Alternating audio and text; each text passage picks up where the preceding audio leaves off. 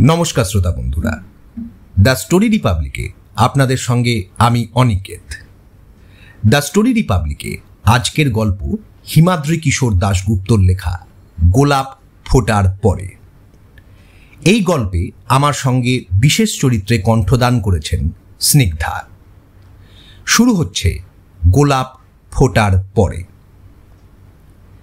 নির্জন রাস্তাতে চাকার ক্যাঁচ ক্যাঁচ শব্দ তুলে ছুটছিল টাঙাটা। রাস্তার এক পাশে ঝোপঝাড়ের আড়াল থেকে মাঝে মাঝে নদী তট দেখতে পাচ্ছে সায়ক। দ্বীপ্রহরের শূন্য নদী তট, সুরকি বিছানো পথের অন্যদিকে কখনো বা চোখে পড়ছে প্রাচীন মুঘল আমলের চিহ্ন। গম্বুজাকৃতির ছাদওয়ালা পরিত্যক্ত জীর্ণ স্থাপত্য, দেওয়াল বা স্তম্ভর ভগ্নাবশেষ চোখে পড়ছে। সায়কের ট্রেনটা 6 ঘন্টা লেট ছিল। আগ্রাতে নামতে তাই সকালের বদলে দুপুর হয়ে গেল। সায়ক যেখানে যাচ্ছে সে জায়গা শহরের বাইরে বলে অন্য কোনো যানবাহন সেখানে যায় না, একমাত্র ঘোড়ার গাড়ি বা টাঙা যায়। তাই টাঙাতেই যাচ্ছে সায়ক। মে মাস, দুপুরবেলা বেশ গরম পড়লেও এই নির্জন যাত্রাপথটা সায়কের মন্দ লাগছে না। দুপুরের নিস্তরঙ্গতা ভঙ্গ করে কোনো একটা পাখির কর্কশ চিৎকার ভেসে এলো রাস্তার পাশের ঝোপঝাড়ের আড়াল থেকে। বৃদ্ধ টাঙাওয়ালা বলল, মোর কি আওয়াজ, অর্থাৎ ময়ূরের ডাক। আর এর একটু পরেই টাঙাওয়ালা আকাশের একদিকে সায়কের দৃষ্টি আকর্ষণ করে বলল, সাব ও তাজ দেখিয়ে। বৃদ্ধর দৃষ্টি অনুসরণ করে সায়ক তাকিয়ে দেখল বেশ অনেকটা দূরে আকাশের বুকে উজ্জ্বল সূর্যকিরণে জেগে আছে তাজের গম্বুজ আকৃতির শীর্ষদেশ। মমতাজ বেগমের স্মৃতির উদ্দেশ্যে শাহজাহান নির্মিত পৃথিবী বিখ্যাত আগ্রার তাজমহল। তাজমহল চাক্ষুষ না করলেও বইয়ের পাতাতে বা ছবিতে তাজমহল দেখেনি এমন মানুষ মনে হয় এদেশে খুঁজে পাওয়া যাবে না। তাই এর আগে কোনোদিন আগ্রাতে না এলেও সায়ক সেই স্থাপত্যকে দূর থেকে দেখেই চিনতে পারল। হ্যাঁ, ওটাই তাজমহল। সায়ক কিন্তু তাজমহল দেখার জন্য আগ্রাতে আসেনি, তবে মনে মনে ভেবে রেখেছে সময় সুযোগ হলে অবশ্যই সে একবার চেষ্টা করবে ওই বিখ্যাত স্মৃতিসৌধ দেখার। আগে তাকে দেখতে হবে যে জিনিসের সন্ধানে সে কলকাতা থেকে আগ্রা ছুটে এসেছে তার খোঁজ সত্যিই মেলে কিনা। একটা অদ্ভুত জিনিসের সন্ধানে সায়ক এখানে এসেছে। সে এসেছে কালো গোলাপের খোঁজে, আর এই খোঁজের পিছনে একটা কারণ আছে। সায়ক কলকাতাতে একটা সাপ্লায়ার্স কোম্পানিতে চাকরি করে, যে কোম্পানির কাজ হলো যাকে বলে from safety pin to elephant supply দেওয়া। বিশেষত ধনী কাস্টমার বা গ্রাহকদের সঙ্গেই কারবার করে সায়কদের কোম্পানি। তেমনই এক ধনী কাস্টমার, এক বিখ্যাত অভিনেতা, তার বান্ধবীকে দুষ্প্রাপ্য কালো গোলাপ উপহার দেওয়ার ইচ্ছাতে তা জোগাড় করে দেওয়ার অনুরোধ জানিয়েছে সায়কদের কোম্পানিকে। ওই গোলাপের দাম যদি লাখ টাকারও বেশি হয় তা দিতেও আপত্তি নেই সেই নায়কের। শর্ত শুধু একটাই, জিনিসটা আসল অর্থাৎ খাঁটি হতে হবে। আর এ জিনিস সংগ্রহ করার জন্য সায়ককে দায়িত্ব দিয়েছে তার কোম্পানি। ব্যাপারটা সায়কের কাছে প্রথমে যত সহজ মনে হয়েছিল, কাজে নামার পর সে বুঝতে পেরেছে তা মোটেও সহজ নয়। কাজের দায়িত্ব নেওয়ার পর সায়ক প্রথমে ছুটেছিল কলকাতার বিখ্যাত ফুল ব্যবসায়ী নিউ মার্কেটের হাফিজের কাছে। বড় বড় হোটেলে ধনী ব্যক্তিদের নানা অনুষ্ঠানে ফুল, ফুলের স্তবক এসব সরবরাহ করেন হাফিজ সাহেব। সায়ক তার কোম্পানির কাজের সূত্রেই হাফিজের সঙ্গে পূর্ব পরিচিত। কালো গোলাপের খোঁজ করাতে হাফিজ সাহেব বললেন, 3 পুরুষ ধরে ফুলের ব্যবসা আমাদের। বহু সাহেব জমিদারদের বাড়িতে একসময় তাদের ইচ্ছামতো ফুল যেত আমাদের এই দোকান থেকে। এখনো নানা বিখ্যাত মানুষের বাড়িতে যায়। কখনো সে ফুল বিদেশ থেকে আনানো হয়, এই যেমন সুইজারল্যান্ড থেকে পপি, ইরাক থেকে খাঁটি বসরার লাল গোলাপ। কিন্তু কালো গোলাপের নাম শুনলেও সত্যিকারের কালো গোলাপ আমি নিজেই কোনোদিন চোখে দেখিনি। যা দেখেছি সবই ঝুটা, অর্থাৎ ফুলের গায়ে কালো রং করা। তবে শুনেছি ওই দুষ্প্রাপ্য গোলাপ নাকি বসরাই গোলাপেরই একটা প্রজাতি, আরও শুনেছি খুব কম সংখ্যায় ফোটে বলে দামও অবিশ্বাস্য।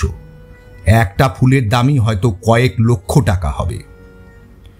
কথাটা শুনে শায়ক বলল, দাম যাই হোক, আপনি গোলাপটা আনিয়ে দিতে পারবেন? বৃদ্ধ হাফিজ সাহেব বললেন, আমি এর আগে বেশ কয়েকবার বাগদাদ থেকে বসরায় গোলাপ আনলেও কালো গোলাপের খোঁজ করিনি।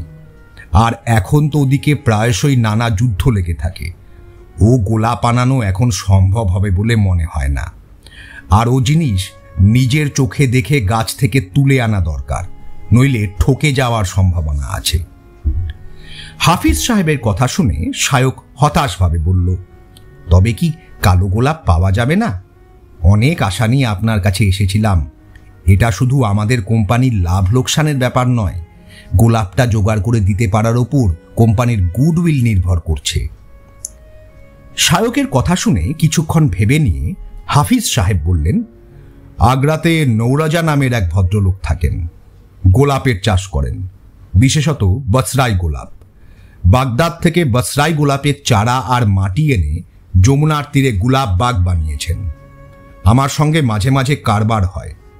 আমাকে একবার তিনি বলেছিলেন যে তিনি নাকি কালো গোলাপের চারা আনিয়ে গোলাপ ফোটাবার চেষ্টা করছেন। আমি ওনার ফোন নম্বর আপনাকে দিচ্ছি, আপনি একবার ওর সঙ্গে কথা বলে দেখতে পারেন। হাফিজ সাহেবের কথা মতোই নৌরজা সাহেবকে টেলিফোন করেছিল শায়ক। তার কথা শুনে নৌরজা সাহেব বলেছিলেন, হ্যাঁ, আমার গোলাপ বাগেই কালা গোলাপ ফুটবে, আরও দিন 15 পর। কুঁড়ি বেরিয়েছে। আমি ফোন করলে নিতে চলে আসবেন। নিজের চোখেই দেখবেন সেটা আসল না নকল। তবে একটা গোলাপের দাম পড়বে 2 লক্ষ টাকা ক্যাশ। কোনো দৌড়াদৌড়ি চলবে না, খাঁটি বসরাই কালা গোলাপ। তবে একটা গোলাপই আমি আপনাকে দিতে পারবো।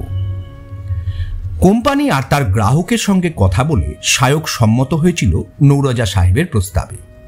এই মে মাসের ঠিক মাঝামাঝি 2 দিন আগে নৌরজা সাহেব শায়ককে টেলিফোন করেছিলেন আগ্রা চলে আসার জন্য। আর তার পরদিনই ট্রেনে চেপে আজ আগ্রা এসে উপস্থিত হয়েছে শায়ক। টাঙায় চেপে সে চলছে যমুনার পারে নৌরজা সাহেবের গোলাপ বাগের দিকে। মনের ভিতর ভিতর বেশ একটা উত্তেজনা বোধ হচ্ছে শায়কের। যদি কালো গোলাপ সত্যিই থেকে থাকে, তবে তার চোখে দেখার, ছুঁয়ে দেখার সৌভাগ্য কজন মানুষেরই বা হয়। দূর থেকে তাজমহল দর্শনের পর চোখে পড়ল গাছপালার আড়াল থেকে রাস্তার যে পাশে যমুনা নদী, সেখানে একটা অতি প্রাচীন হাভেলি বা বড় বাড়ি রয়েছে। টাঙাওয়ালা বলল, সাব, আমরা এসে গেছি। ওই হলো গোলাপ বাগের গোলাপ মঞ্জিল। এদিকে তো গাড়ি আসে না।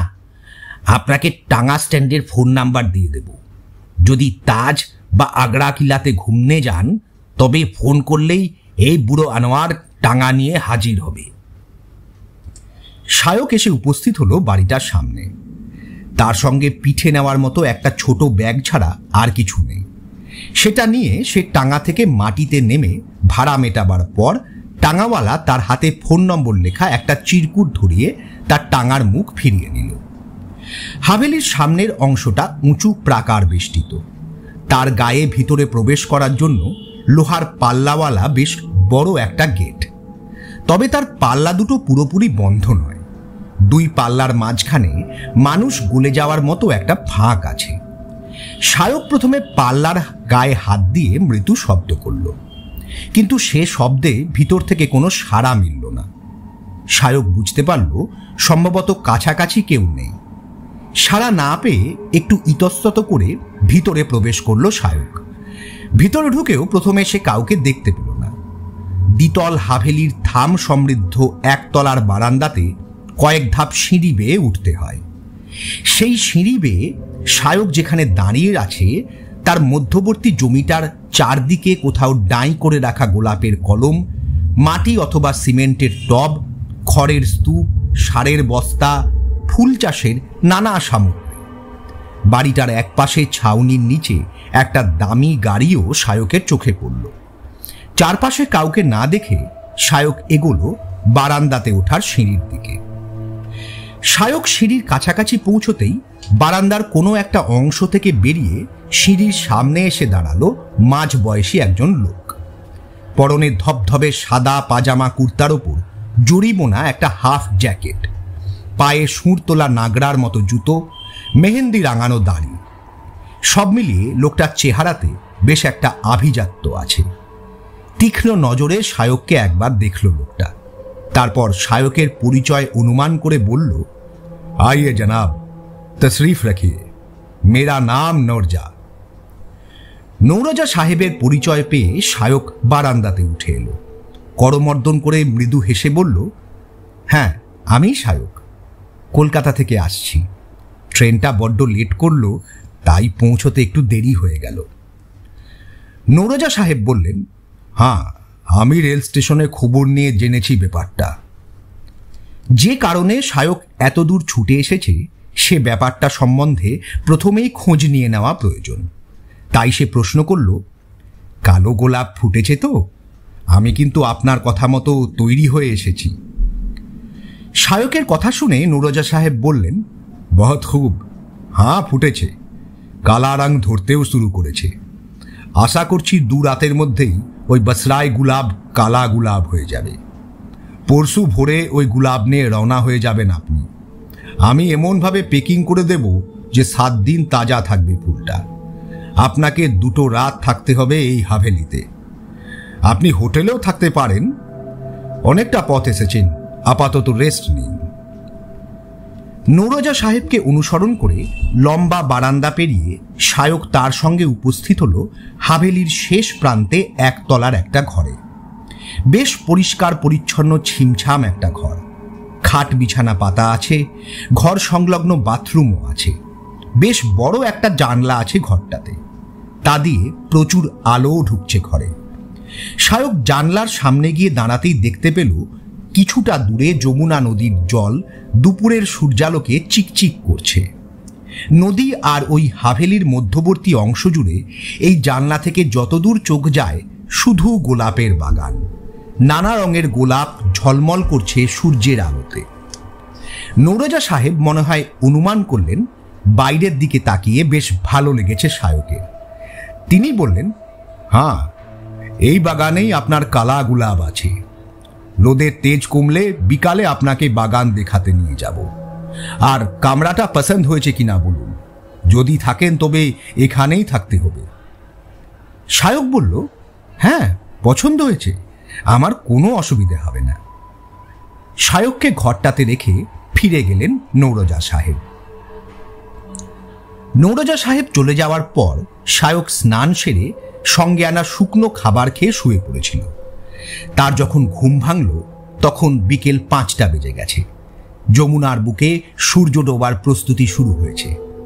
তার ঘুম ভাঙার কিছুক্ষণের মধ্যেই দরজাতে টোকা পড়ার শব্দ শুনে দরজা খুলতেই শায়ক দেখল নৌরজা সাহেব হাজির হয়েছেন। তিনি বললেন, চলুন জনাব, আপনাকে একবার গুলাব বাগ আর সেই কালা গুলাব দেখিয়ে আনি। ঘরের বাইরে বেরিয়ে নৌরজা সাহেবের পিছনে এগোলো শায়ক। কোথাও কোনো শব্দ নেই। বারান্দার গায়ে সার সার তালাবন্ধ ঘর। কোথাও কোনো লোকজনও নেই। কেমন যেন একটা অতি প্রাচীন গন্ধ ছড়িয়ে আছে স্তম্ভ খিলানওয়ালা লাল পাথরের তৈরি এই বাড়িটাতে। থাম দেওয়ালের গায়ের কারুকার্যগুলো অনেকটাই বিবর্ণ হয়ে গিয়েছে বয়সের ভারে। তবে এ বাড়িটা কোনো ধনাঢ্য ব্যক্তি যে বানিয়েছিলেন তা অনুমান করে শায়ক জানতে চাইল, আচ্ছা এই বাড়িটা কত পুরনো, কার বাড়ি ছিল? নৌরজা সাহেব হেসে জবাব দিলেন, হ্যাঁ এই হাভেলির বয়স 400 বছর। আমার এক পূর্বপুরুষ বাদশাহ জাহাঙ্গীরের প্রাসাদের বাগ নাফর অর্থাৎ মালি ছিলেন। তার নাম ছিল গোলাম হায়দার। বাদশাহদের খুব পেয়ারের লোক ছিলেন তিনি। তাজমহল যখন তৈরি হয় তখন তাজমহলের গুলাব বাগ নির্মাণের জন্য বাগ নাফর আগ্রা চলে আসেন। সম্রাটদের টাকাতেই এই হাভেলি তৈরি করা হয়েছে। জাহাঙ্গীরের সময় থেকেই আগ্রা কেল্লাতে আসতেন তিনি। এ কথা বলার পর একটু থেমে তিনি বললেন, ওই গুলাম হায়দারের সময় থেকেই 15 পুরুষ ধরে আমি ফুল গুলাব চাষ মালির কাজ এই আমার একমাত্র পেশা। শুধু সম্রাটদের দিল্লি আগ্রা প্রাসাদ বা তাজই নয়, কাশ্মীরে যে মুঘল গার্ডেনগুলো আছে সেখানে ভি ফুল ফুটিয়েছিল আমার পূর্বপুরুষরা, বিশেষ করে বসরাই গুলাব। বাবর বাদশাহ থেকে সম্রাট শাহজাহান আর তাদের বেগমরা গুলাব খুব পছন্দ করতেন। নৌরোজা সাহেবের কথা শুনে বেশ চমৎকৃত বোধ করল শায়ক। সে প্রশ্ন করল, এই হাভেলিতে কে কে থাকেন? তিনি জবাব দিলেন, এখন আমি একলাই থাকি, তবে চারা লাগাবার মরশুমে মাটি তৈরি, কলম করা, ফুল তোলা এসব কাজের জন্য বাইরে থেকে কিছু লোক আসে। কাজ মিটলে তারা আবার ফিরে যায়। আমার গুলাববাগের মজদুর তারা। শায়ককে নিয়ে বারান্দা থেকে নিচে নেমে নৌরোজা হাভেলিটাকে বের দিয়ে উপস্থিত হলো বাড়ির পিছনের অংশে। গোলাপ বাগানটা এবার স্পষ্ট চোখে পড়ল শায়কের। যমুনার পার বরাবর বাড়ির পিছন দিকে দুপাশে অনেক দূর পর্যন্ত শুধু গোলাপের বাগান। নানা ধরনের, নানা আকারের গোলাপ গাছ। তাদের মধ্যে কোথাও কোথাও লাল, হলুদ, সাদা ইত্যাদি নানা বর্ণের, নানা আকারের গোলাপ ফুটে আছে। দিনের শেষ রাঙা আলো ছড়িয়ে পড়েছে চারপাশে। সেই আলোতে এক অপূর্ব মায়াবী সৌন্দর্যে ভরে আছে বাগানটা। গোলাপের ঝোপ থেকে নানা ধরনের পাখির ডাকও ভেসে আসছে। চারদিকে তাকিয়ে শায়ক বলল, অপূর্ব! এত বড় গোলাপ বাগান যে হতে পারে এ আমার ধারণাই ছিল না। শায়কের কথা শুনে তাকে নিয়ে বাগানে প্রবেশ করতে করতে নৌরোজা বললেন, এ বাগানে যত গুলাব আছে তা সব বসরাই গুলাব, অথবা বসরাই গুলাবের সঙ্গে অন্য গুলাবের কলম। বসরা থেকে শাহেনশাহ বাবর প্রথম বড় আকারের লাল বসরাই গুলাব আনিয়েছিলেন এই মুলুকে। তারপর 400 বছর ধরে তা দিল্লি আগ্রা হয়ে সারা দেশে ছড়িয়ে পড়েছে। এই গুলাব বাগ দেখে আপনি অবাক হচ্ছেন? আমি বাগদাদ বসরা কয়েকবার গেছি। ওখানে দজলা আর ফেরাত নদীর তীর বরাবর মাইলের পর মাইল ধরে গুলাবের ক্ষেত। চাঁদনি রাতে 100 লক্ষ কোটি গুলাব এর কুড়িগুলো যখন একসঙ্গে পাপড়ি মেলতে শুরু করে, তখন অদ্ভুত এক সুরেলা শব্দ অনেক দূর থেকে শোনা যায়। বড় অদ্ভুত সেই শব্দ। নৌরোজা সাহেবের কথা শুনে শায়ক একবার মনে মনে কল্পনা করার চেষ্টা করল সেই আশ্চর্য সুন্দর ব্যাপারটা। নৌরোজা সাহেব তাকে নিয়ে এগিয়ে চললেন নির্দিষ্ট স্থানের দিকে। চারিদিকে কত ধরনের গোলাপ গাছ, লম্বা, বেঁটে, লতানো, কোনোটা আবার ঝোপের মতো। আর তাতে কত আকৃতির, কত বর্ণের যে গোলাপ ফুটে আছে তার হিসাব নেই। লাল রঙের গোলাপের সংখ্যাই তো প্রচুর, আর কত ধরনের রঙের গাঢ়ত্ব তাদের। এগোতে এগোতে নৌরোজা কিছু গোলাপ চিনিয়ে দিতে লাগলেন শায়ককে। তাদের কারোর নাম জাহাঙ্গীর, কারোর নাম নূরজাহান, মমতাজ, আবার কারোর নাম তাজমহল। মোগল বাদশাহ বেগমের অনেকেরই নামে গোলাপগুলোর নামকরণ করা। হঠাৎ শায়ককে চমকে দিয়ে একজোড়া বেশ বড় আকারের ঝুঁটিওয়ালা বুলবুল পাখি একটা গোলাপ ঝোপের আড়াল থেকে বেরিয়ে ডানা ঝাপটিয়ে উড়ে বাগানের অন্যদিকে চলে গেল। নৌরোজা হেসে বললেন, শাহে বুলবুল। বসরাই গুলাবের মতো এই পাখিগুলোকেও তুর্কি মুল্ক থেকে এনে প্রাসাদের বাগে ছাড়তেন শাহেনশাহ মুঘল বাদশারা। গুলাব বাগের শাহী বুলবুল। আরব কিতাবে একটা গল্প আছে, যে গল্পে আছে গুলাবের রং নাকি প্রথমে সাদা ছিল। একবার একটা বুলবুল পাখি গুলাবকে জড়িয়ে ধরে, তখন কাঁটার ঘায়ে বুলবুলির রক্তে সাদা গুলাব লাল হয়ে যায়, আর এভাবেই লাল গুলাবের জন্ম হয়। বাগানের ভিতর দিয়ে কথা বলতে বলতে শায়ককে নিয়ে নির্দিষ্ট স্থানে এসে থামলেন নৌরোজা সাহেব, যেখানে একটা ঘরের মতো চৌকোনা জায়গা কাঁটা তারের আচ্ছাদন দিয়ে ঘেরা। সে জায়গার ওপর ছাদ না থাকলেও সেখানে কাঁটা তারের আবরণ আছে, যাতে ঘেরা জায়গার ভিতর কেউ প্রবেশ করতে না পারে। একটা কাঁটা তারেরই দরজা মতো আছে ভিতরে প্রবেশ করার জন্য, যেটার গায়ে বাইরে থেকে তালা ঝুলছে। জায়গাটা বাগানের অন্য অংশের তুলনায় কেমন যেন নিস্তব্ধ। কোনো পাখির ডাক সেখানে নেই। চারপাশে তাকিয়ে কিছু দূরে হাভেলির পিছনের অংশে নিজের ঘরের খোলা জানলাটা দেখতে পেল শায়ক।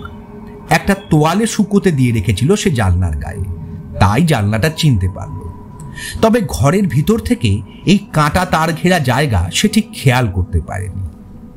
নৌরোজা সাহেব তাকে এনে দাঁড় করালেন কাঁটা তারের বেড়ার ঠিক গায়ে।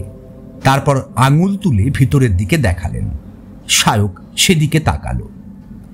ঘেরা জায়গাটার কেন্দ্রস্থলে একটা বুক সমান উঁচু সরু কাঠের দণ্ড পোতা আছে, আর তাকে আবৃত করে মাটি থেকে উপরে উঠেছে বড় বড় কাঁটাওয়ালা একটা লতানো গোলাপ গাছ। দণ্ডর মাথার কাছে বেশ বড় একটা গোলাপ ফুটেছে। তার দিকে ভালোভাবে তাকিয়ে শায়ক দেখতে পেল গোলাপের বৃন্তর কাছে নিচের অংশের পাপড়িগুলো কালো রঙের, আর তার উপরের অংশের পাপড়িগুলো ঘন রক্ত বর্ণের। শায়কের পাশ থেকে নৌরোজা বললেন, এই হলো বসরার কালা গুলাব। এখন অবশ্য একে এই মুলুকের গুলাব বলতে পারেন, কারণ এ দেশের মাটিতেই ও জন্ম নিয়েছে। শায়ক বলল, কিন্তু ওর উপরের অংশের পাপড়িগুলো লাল কেন? নৌরোজা বললেন, আসলে কুড়ি থেকেই কালা গুলাব ফোটে না, প্রথমে ফোটে গাঢ় লাল গুলাব। শুকনো খুন যেমন জমাট বেঁধে কালো রং ধারণ করে, তেমন গাঢ় লাল রঙের এই বসরায় গুলাব আরও গাঢ় বর্ণ ধারণ করতে করতে একসময় মানুষের চোখে কালা দেখায়। তুর্কি মুলকের শুধুমাত্র একটি গ্রামেই এই গ্রীষ্মকালে মে জুন মাসে কয়েকটা গাছে এই দুষ্প্রাপ্য কালা গুলাব ফোটে। তবে আপনার চিন্তার কোনো ব্যাপার নাই। দেখছেন তো, লাল রং জমাট বাঁধতে শুরু করেছে। 2 রাতের মধ্যে ওর রং পুরা কালা হয়ে যাবে। তখন ওকে দেখে কেউ বুঝতেই পারবে না ওর রং ফোটার সময় লাল ছিল। ব্যাপারটা শুনে শায়ক আশ্বস্ত হয়ে বলল, আচ্ছা, তাহলে এই গোলাপ এই দেশের মাটিতে অন্য কোথাও আর ফোটে না কেন? নৌরোজা বললেন, আবহাওয়ার জন্য, বিশেষ করে মাটির জন্য। মাটির ভিতর যেসব উপাদান থাকে না, তার জায়গা অনুযায়ী বদলে যায়। তো জানেন, তুরস্কের ফোরাত নদী অর্থাৎ ইউফ্রেটিস নদীর পূর্ব উপকূলে যে গ্রামে এই কালা গুলাব ফোটে, সে গ্রামের নাম হালফেতি। যে কারণে এই কালা গুলাবকে অনেকে হালফেতি গুলাবও বলে। ওই হালফেতি গ্রামের মাটি আর পরিবেশ অন্য কোথাও পাওয়া যায় না বলে এই বসরাই কালা গুলাব অন্য কোনো জমিনে ফোটে না। শায়ক বলল, তবে কি এই দেশের মাটিতে আপনি প্রথম কালো গোলাপ ফোটালেন? কিভাবে ফোটালেন? নৌরোজা বললেন, আমাদের বংশে একটা কাহিনী প্রচলিত আছে। সেই কাহিনী বা গল্প অনুযায়ী আগ্রা কিল্লার বাগিচাতে বাদশাহ জাহাঙ্গীরের হুকুমে আমার পূর্বপুরুষ গুলাম হায়দার নাকি একবার কালা গোলাপ ফুটিয়েছিলেন, আর তার 400 বছর পর আমি আগ্রার মাটিতে দ্বিতীয়বার কালা গোলাপ ফোটালাম। এই কথাগুলো বেশ আত্মশ্লাঘার সঙ্গে বলার পর একটু থেমে নৌরোজা বললেন, এই ঘেরা জায়গার ভিতরে যে মাটি দেখছেন, ও মাটি তুর্কি মুলকের হালফেতি গ্রামের মাটি। এই ঘোরের মতো জায়গাটা আমি 10 হাত খুঁড়ে তুলে ফেলে দিয়েছি। হালফেতি গ্রাম থেকে আনা মাটি দিয়ে জায়গাটা ভর্তি করেছি, আর তারপর ও গাছ আমি লাগিয়েছি। গাছটাও হালফেতি থেকে আনা। শায়ক বলল, তবে ওই হালফেতি গ্রাম থেকে মাটি এনে অন্যরা এই দেশে কালো গোলাপ কেন ফোটায়নি? প্রশ্নটা শুনে কয়েক মুহূর্ত চুপ করে শায়কের দিকে তাকিয়ে রইলেন নৌরোজা সাহেব। তারপর বললেন, শুধু মাটি আনলেই তো হবে না, নানা রকম সার দিয়ে জমি তৈরি করতে হয় ফুল ফুটাবার জন্য। এই ব্যাপারটাই আসল। আমি 10 বছর ধরে চেষ্টা করে গেছি এই গোলাপ ফুটাবার জন্য। শেষ পর্যন্ত গোলাপ তো ফুটল। শায়ক বলল, আচ্ছা বুঝলাম, তবে এত কষ্ট করে ফোটানো ফুল আপনি বিক্রি করে দিচ্ছেন কেন? নৌরোজা বললেন, গোলাপ কালা হোক বা লাল, ফুল ফোটার পর এক সময় তো ঝরেই যাবে, গাছে তো আর রাখা যাবে না, তাই বিক্রি করে দিচ্ছি। আর তাছাড়া একবার যখন আমি গোলাপ ফুটাতে পেরেছি, তখন আমি আবারও পারব। গোলাপটার দিকে এরপর বেশ কিছুক্ষণ তাকিয়ে রইল শায়ক। তাকিয়ে রইলেন নৌরোজা সাহেবও। কিছুটা স্বগতোক্তির সুরেই তিনি বললেন, এই গোলাপ নানা হাত ঘুরে শেষ পর্যন্ত যে মহতারমার কাছে পৌঁছাবে, সে জানবেও না যে এই একটা গোলাপ ফুটাতে আমাকে কত মেহনত, কত কিছু করতে হয়েছে। যমুনার বুকে সূর্য ডুবতে শুরু করলো। এরপর সে জায়গা ছেড়ে শায়ককে নিয়ে হাভেলিতে ফেরার পর লণ্ঠন ধরালেন নৌরাজা সাহেব। তিনি বললেন, আপনাকে বলা হয়নি যে হাভেলিতে ইলেকট্রিসিটি নেই, এ লণ্ঠন আপনি রেখে দিন। বারান্দাতে উঠে আসার পর শায়ক নৌরাজা সাহেবকে বলল, ভাবছি কাল সকালবেলা তাজমহল আর আগ্রা কেল্লা দেখতে বেরোব। টাঙ্গাওয়ালার ফোন নম্বর আছে, ডাকলে আসবে বলেছে। নৌরাজা বললেন, হ্যাঁ ঘুরে আসুন, ভালো লাগবে। এই জায়গাগুলো দেখলে বুঝতে পারবেন মুঘল বাদশাদের মেজাজ, শখ শৌখিন সব কেমন ছিল। আর এই জায়গাগুলোর সঙ্গে আমার পূর্বপুরুষরাও জড়িয়ে আছেন। কথাগুলো বলার পর নৌরাজা সাহেব চলে গেলেন। ফিরে এসে শায়ক প্রথমে তার সেলফোন থেকে টাঙ্গা স্ট্যান্ডে ফোন করে জানালো টাঙ্গাওয়ালা আনোয়ারকে পরদিন সকালে হাভেলিতে আসার জন্য। বাইরে অন্ধকার নামার কিছু সময় পর ধীরে সুস্থে খাওয়া সেরে শুয়ে পড়ল শায়ক। আগের রাতে ট্রেনের জেনারেল কম্পার্টমেন্টে প্রায় জেগেই কাটাতে হয়েছে তাকে। বিছানায় শোবার সঙ্গে সঙ্গে ঘুম নেমে এলো তার চোখে। কিন্তু মাঝরাতে শায়কের ঘুম ভেঙে গেল। মশা ঘিরে ধরেছে তাকে। শায়ক খেয়াল করল বিছানায় শোয়ার আগে জানলাটা বন্ধ করা হয়নি, আর তা দিয়ে মশা ঢুকছে ঘরে। তন্দ্রা জড়ানো চোখে শায়ক বিছানা ছেড়ে উঠে জানলার কাছে গিয়ে দাঁড়ালো পাল্লাটা বন্ধ করার জন্য। বেশ বড় চাঁদ উঠেছে আকাশে, তার আলো ছড়িয়ে পড়েছে নিস্তব্ধ গোলাপ বাগানে। পাল্লাটা বন্ধ করার আগে শায়ক তাকালো বাগানের মধ্যে কিছুটা দূরে কাঁটা তার ঘেরা জায়গাটার দিকে। পাল্লাটা বন্ধ করতে গিয়ে প্রথমে থমকে গেল শায়ক। একটা ছায়ামূর্তি যেন দাঁড়িয়ে আছে কাঁটা তার ঘেরা জায়গাটার ভিতর। গাছটা এত দূর থেকে দেখা না গেলেও শায়কের যেন মনে হলো সেই ছায়ামূর্তি কালো গোলাপের গাছের উপর ঝুঁকে পড়ে গাছটাকে দেখছে। কে ওই কাঁটা তার ঘেরা জায়গাটার ভিতর ঢুকলো কিভাবে? তবে কি নৌরাজা সাহেব মাঝরাতে গাছের পরিচর্যা করতে বেরিয়েছেন? চোখ কচলে ভালো করে সেদিকে তাকালো শায়ক, কিন্তু এর সঙ্গে সঙ্গেই সেই ছায়ামূর্তি ফিরিয়ে গেল। হয়তো ঘুম চোখে তার দৃষ্টি বিভ্রম হয়েছে। শায়ক এ কথা ভেবে জানলা বন্ধ করে আবার বিছানাতে ফিরে এলো। পরদিন সকাল হলো। ঘুম থেকে উঠে জানলা খুলতেই সকালের আলো ছড়িয়ে পড়ল ঘরে। জানলার বাইরে কিছুটা দূরে কাঁটা তার ঘেরা সেই জায়গাটা। বাইরে বেরোতে হবে শায়ককে, টাঙ্গা আসবে তাকে নিতে। শায়ক যখন তৈরি হয়ে ঘরের বাইরে বেরোলো তখনও টাঙ্গা এসে উপস্থিত হতে কিছুটা দেরি আছে। তাই শায়ক এগোলো বাগানের দিকে। সকালের আলোতে ঝলমল করছে বাগান। চারদিকে মুখ তুলে দাঁড়িয়ে আছে নানা রঙের গোলাপ। পাখির কলকাকলিতে মুখরিত চারদিক। বেশ মন ভালো করা পরিবেশ চারপাশে। শায়ক বাগানের মধ্যে দিকে এগিয়ে উপস্থিত হলো কাঁটা তার ঘেরা ঘরের সামনে জায়গাটা। এই সকালবেলাতেও সেখানে পৌঁছে আগের দিনের বিকেলের মতো একটা ব্যাপার অনুভব করল শায়ক। এই জায়গা যেন বাগানের অন্য অংশের থেকে সত্যিই বিচ্ছিন্ন। এখানে কোনো শব্দ নেই, কোনো পাখি ডাকছে না। কেমন যেন অপার্থিব নিস্তরঙ্গতা বিরাজ করছে জায়গাটা ঘিরে। কাঁটা তারের বেড়ার সামনে গিয়ে সকালের আলোতে ভালো করে তাকালো শায়ক। নৌরাজা সাহেব ঠিকই বলেছিলেন, এক রাতের মধ্যেই গোলাপের উপরের পাপড়িগুলো প্রায় সম্পূর্ণ কালো রং ধারণ করেছে।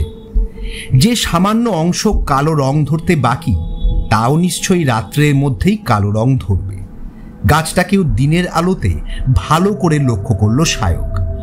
কাণ্ডটা লতানে হলেও অনেকটা মোটা নাইলনের দড়ির মতো দেখতে, আর তার গায়ের কাঁটাগুলো বেশ ঘন আর তীক্ষ্ণ। শায়কের হঠাৎ মনে পড়ে গেল গতকাল রাতে দেখা সেই ছায়াটার কথা। ঘেরা জায়গার প্রবেশ মুখে গতকালের মতোই তালা ঝুলছে। শায়কের তা দেখে ধারণা হলো ঘুম চোখে নিশ্চয়ই তার দৃষ্টি বিভ্রম হয়েছিল। কিছু সময় শায়ক সেখানে দাঁড়িয়ে থাকার পর ফেরার পথ ধরল। শায়ক যখন হাভেলির সামনে উপস্থিত তখন সেখানে দাঁড়িয়ে আছেন নৌরাজা সাহেব। তাকে দেখে নৌরাজা সাহেব জানতে চাইলেন, গোলাপটা দেখে এলেন? কেমন দেখলেন? শায়ক উৎফুল্লভাবে জবাব দিল, হ্যাঁ, আপনার কথাই ঠিক। এক রাতের মধ্যেই কালো হয়ে গেছে অন্য পাপড়িগুলো, আর একটু অংশ বাকি। নৌরোজা হেসে বললেন, আজ রাতের মধ্যে গোলাপের বাকিটুকুও কালা হয়ে যাবে। কাল ভোরেই আপনি গোলাপটা নিয়ে রওনা হতে পারবেন। বসরার কালা গোলাপ, আগ্রার কালা গোলাপ। নৌরোজা সাহেবের কথার শেষ হওয়ার পরই টাঙার শব্দ শোনা গেল। তারপর টাঙাওয়ালার কণ্ঠস্বরও শোনা গেল, সাব, টাঙা নিয়ে এসেছি।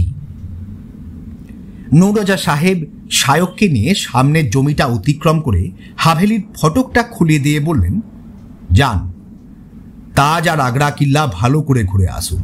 দুটোই খুব সিরাত জায়গা। বেশ কিছু ভালো জাতের গুলাবও ওখানে দেখতে পাবেন। তার মধ্যে কিছু গাছের চারা আমার এখান থেকে নিয়ে যাওয়া। হাভেলি ছেড়ে বুড়ো আনোয়ারের টাঙাতে উঠে বসল শায়ক। আনোয়ারের টাঙা শায়ককে নিয়ে প্রথমে এগোলো তাজমহলের দিকে। ট্যুরিস্টদের নিয়ে ঘোরে টাঙাওয়ালা আনোয়ার। গাইড যেমন গল্প বলে, তেমনি তার মুখ থেকে আগ্রা নগরীর গল্প শুনতে শুনতে একসময় তাজমহলের কাছে পৌঁছে গেল শায়ক। টিকিট কেটে সৌধ চত্বরে প্রবেশ করে কিছুক্ষণ সে মুগ্ধভাবে চেয়ে রইল দৃষ্টিনন্দন সেই অপূর্ব স্থাপত্য শৈলীর দিকে। এমনিতে শায়কের মনে কাব্য খুব একটা আসে না, কিন্তু স্থান মাহাত্ম্যর কারণেই হয়তো শায়কের মনে পড়ে গেল কলেজে পড়ার সময়ে রবি ঠাকুরের লেখা কবিতার বিখ্যাত লাইন, কালের কপোল তলে শুভ্র সমুজ্জ্বল তাজমহল। সম্রাট শাহজাহানের তৈরি বিশ্ববিখ্যাত স্থাপত্য তাজমহল। চারপাশে দেশি বিদেশি নানা টুরিস্টের ভিড়। তাদের সঙ্গে মিশে শায়ক ঘুরে দেখতে শুরু করল সেই সৌধ মন্দির ও তার সংলগ্ন নিচের চত্বর। সেই চত্বরের বাগিচাতেই কয়েকটা স্থানে গোলাপও ফুটে আছে। কিভাবে সময় যে চলে গেল তা বুঝতেই পারেনি শায়ক। তাজমহল চত্বর পরিত্যাগ করে সে যখন টাঙাতে উঠল, ইতিমধ্যে ঘণ্টা তিনেক সময় কেটে গেছে। আনোয়ারের টাঙা তাকে নিয়ে ছুটল পরবর্তী গন্তব্য আগ্রা কেল্লার দিকে। শায়ক যখন কেল্লার সামনে টাঙা থেকে নামল, তখন সূর্য ঠিক মাথার ওপর। লাল রঙের বেলে পাথরের তৈরি সুবিশাল আগ্রা কেল্লা নানা প্রাসাদ ও মন্দির শোভিত। এই প্রাচীন কেল্লার প্রথমে সংস্কার শুরু করেন সম্রাট আকবর। তারপর জাহাঙ্গীর, শাহজাহান ও ঔরঙ্গজেবের হাত ধরে আগ্রা কেল্লা বিস্তার লাভ করে। মোগল সম্রাটরা প্রত্যেকেই তাদের নিজ নিজ রাজত্বকালে বহু প্রাসাদ, মহল, মিনার, মসজিদ নির্মাণ করান। সম্রাট শাহজাহান জীবনের শেষ সময়ে এই আগ্রা কেল্লাতেই বন্দি অবস্থায় চেয়ে থাকতেন দূরে যমুনার তীরে দাঁড়িয়ে থাকা তাজমহলের দিকে। ফতেহপুর সিক্রিতের মৃত্যুর আগে সম্রাট আকবরও থাকতেন এই আগ্রা কেল্লাতে। আর বাদশাহ জাহাঙ্গীরও বহু সময় এ কেল্লায় অতিবাহিত করেছেন তাঁর বেগমদের নিয়ে। শায়ক ঘুরে দেখতে শুরু করল কেল্লা। খাস মহল, শীষ মহল, দেওয়ানি আম, দেওয়ানি খাস, মোহাম্মদ বুর্জ, মতি মসজিদ ইত্যাদি নানা স্থান ঘুরে দেখতে দেখতে এক সময় সে উপস্থিত হল উঁচু প্রাকার বেষ্টিত একটা জায়গায়। প্রাকারের ঠিক মাঝখানে ক্ষুদ্রাকৃতির একটা মহল, আর তাকে ঘিরে ফুলের বাগান, গোলাপ বাগান। ক্ষুদ্রাকৃতি মহলটা বয়সের ভারে কিছুটা জীর্ণ হলেও তার স্তম্ভ গম্বুজ আকৃতির ছাদে এখনো পারসিক শিল্পকলার অপূর্ব নিদর্শন বর্তমান। ঘড়ি দেখল শায়ক। বেলা প্রায় 2টো বাজে। মাথার ওপর চড়া রোদ। এ জায়গায় অন্য কোনো টুরিস্ট নেই। যেন কিছুটা অবহেলাতেই পড়ে আছে প্রাকার ঘেরা প্রাসাদটা। কিন্তু ভিতরে বাগান দেখে শায়ক একটু আকৃষ্ট হয়ে উন্মুক্ত আগলহীন তোরণের নিচ দিয়ে সে জায়গায় প্রবেশ করল। লাল সুরকি বিছানো রাস্তা সামনে এগিয়ে গিয়েছে লাল পাথরের মহলটার দিকে। তার দুপাশে গোলাপ বাগান। কোনো কোনো গাছে গোলাপ ফুটে আছে, লাল বসরাই গোলাপ। শায়ক দুপাশের গোলাপ গাছগুলো দেখতে দেখতে এগুলো মহলটার দিকে। স্তম্ভ আর আর্চের খিলান সমৃদ্ধ একটা অলিন্দ ঘিরে রেখেছে মহলটাকে। তার গায়ের অংশের জমিটা বেশ ছায়া ঘন। মহলের ছায়া এসে পড়েছে মহল সংলগ্ন সামনের জমিতে। জমি থেকে হাতখানেক উঁচুতে মহলের অলিন্দের অবস্থান। মহলের কাছাকাছি পৌঁছে হঠাৎই তার গায়ের জমিতে একটা গাছে চোখ আটকে গেল সায়কের। একটা কালো গোলাপ যেন ফুটে আছে সেখানে। সেটা দেখেই সায়ক দ্রুত এগিয়ে গেল সে জায়গাতে। ভালো করে ফুলটার দিকে তাকিয়ে সে বুঝতে পারল না, সেটা কালো গোলাপ নয়, গাঢ় রক্তবর্ণের একটা গোলাপের গায়ে একটা স্তম্ভর ছায়া এমনভাবে এসে পড়েছে যে দূর থেকে ফুলটাকে দেখে মনে হচ্ছে কালো গোলাপ। ব্যাপারটা বুঝতে পেরে সায়ক মনে মনে হাসল। তার মনে হলো সর্বক্ষণ কালো গোলাপের ব্যাপারটা তার মাথার মধ্যে ঘুরছে বলেই এমন দৃষ্টি বিভ্রম হল। ঠিক এই সময়েই বেশ কাছ থেকে একটা নারী কণ্ঠে ভেসে এলো, नहीं, वो काला गुलाब नहीं है, लेकिन सचमुच एक दिन काला गुलाब इस जमीन में खिला था। হিন্দিতে বলা কথাগুলো শুনে মৃদু চমকে উঠে মুখ তুলে তাকাতেই সায়ক দেখতে পেল অলিন্দর থামের গায়ে দাঁড়িয়ে আছে এক নারী। শুভ্র বসন তার পরনে, চুড়িদার কুর্তি ধরনের পোশাক, একটা জরিদার দোপাট্টা বা ওড়না দিয়ে মাথা ও মুখের বেশ কিছুটা অংশ আবৃত। প্রথম দর্শনেই তাকে যুবতী বলে মনে হলো সায়কের। তার মনে পড়ে গেল নৌরজা সাহেবও তাকে বলেছিলেন আগ্রা কেল্লাতে নাকি একবার গোলাপ ফুটেছিল। সায়ক সেই থামের কাছে এগিয়ে গিয়ে প্রশ্ন করল, ব্যাপারটা সত্যি? সচবাত? হ্যাঁ, সচবাত। এই যে মহল দেখছেন, এটা আসলে ছিল আয়শা নামে এক বাদীর মহল। সম্রাট জাহাঙ্গীর তাকে দিল্লি থেকে আগ্রা এনে এই মহলে রেখেছিলেন। আর এই মহলের বাগানেই কালো গোলাপ ফুটেছিল। বাদশাহ আর তার বাগ নফর মানে মালি ছাড়া এই বাগানে আর কেউই ঢুকতে পারত না। শোনা যায় এই কালো গোলাপ নাকি সম্রাট তার প্রিয়তমা বেগম নূরজাহানকে তোফা হিসেবে দিয়েছিলেন।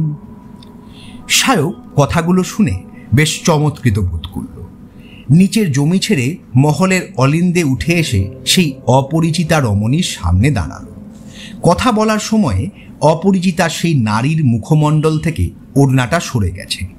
ফর্সা মুখের এক অপরূপ সুন্দরী যুবতী দাঁড়িয়ে আছে সায়কের সামনে।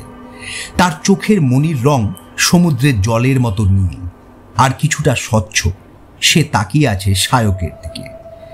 যুবতীর মুখমণ্ডল, চোখের মণির রং আর কথা বলার ধরন দেখে সায়কের কেমন যেন মনে হলো যে তার সামনে দাঁড়িয়ে আছে তার পোশাকের ধরন ভারতীয়দের মতো মনে হলেও সে যেন ঠিক ভারতীয় নয়। কেমন একটা প্রচ্ছন্ন বিদেশি ছাপ আছে তার চেহারা আর কথাবার্তার মধ্যে। সায়ক তাকে জিজ্ঞাসা করল, আপনি কি ট্যুরিস্ট? কোথা থেকে আসছেন? আমি তুরস্ক থেকে এসেছি। দিল্লির ইউনিভার্সিটিতে এই দেশের ইতিহাস, বিশেষ করে মুঘল আমলের ইতিহাস নিয়ে রিসার্চ করার জন্য এই দেশে এসেছিলাম। তারপর আগ্রা এসেছিলাম। তবে যে 1 साल आगराते ही हूँ। मेरा नाम यास्मीन है। ও, এই জন্য আপনি এখানে কালো গোলাপ ফোটার ঐতিহাসিক ঘটনাটা বলতে পারলেন। এই গল্প অবশ্য আমি অন্য একজনের মুখেও শুনেছি। আপনি এখানকার ইতিহাস নিয়ে পড়াশোনা করেছেন বলে ব্যাপারটা জানেন। তা আপনার দেশেও তো কালো গোলাপ ফোটে, তাই না? হ্যাঁ, শুনেছি, কিন্তু মুলকের কালা গোলাপ আমি চোখে দেখিনি।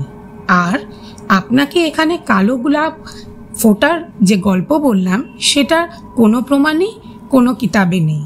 এটা একটা মিথ, খুব কম লোকেই জানে। আমি রিসার্চ করতে করতে এই গল্পের খোঁজ পেয়েছিলাম, লেকিন আজ বুঝে গেছি পুরোটা ये কালো গোলাপ খিলনে কি কাহানি পুরা সচ হ্যায়। সম্রাটের বাদী আয়েশার এই মহলে সত্যি বসরাই কালা গোলাপ ফুটেছিল।